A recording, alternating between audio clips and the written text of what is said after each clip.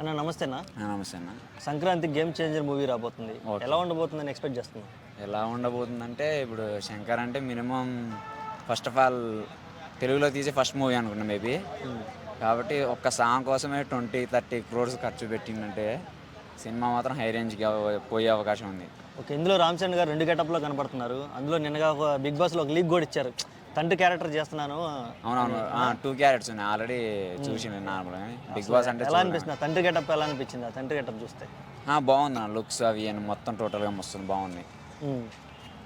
Okay, ఇప్పుడు మరి cinema మొత్తం ఎన్ని కోట్లు కలెక్ట్ చేసే అవకాశం ఉందంటావు? ఎన్ని కోట్లు అంటే ఫస్ట్ ఆఫ్ ఆల్ మనం ఇంకా టీజర్ రాలే కాబట్టి మేబీ చెప్పలేము.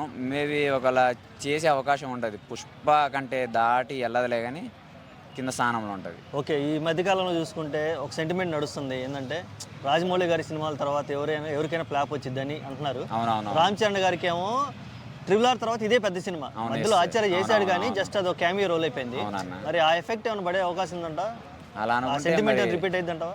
ఎన్టీఆర్ కూడా మన తీసిండు రాజమౌళి తర్వాత కొరటాల శివ, అది ఫ్లాప్ కాలే కన్నా, అది హిట్ అయింది కాబట్టి ఇది కూడా హిట్ అవుతుంది బరాబర్. ఓకే, మరి శంకర్ గారి పర్ఫార్మెన్స్ చూసుకుంటే గత సినిమాలు తీసుకుంటే ఆయన కూడా కొంచెం ఫామ్లో లేడు.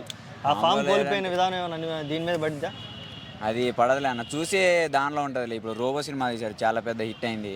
భారతీయుడు అంటే కొంచెం అది పబ్లిక్ తెలిసే సినిమా, అది అంత హిట్ కాబోలే అంటే అది లైట్ తీసుకోవచ్చు. గేమ్ చేంజర్ అలా కాదు, పెద్ద హీరో కాబట్టి హిట్ అయ్యే అవకాశం ఉంది మేబీ.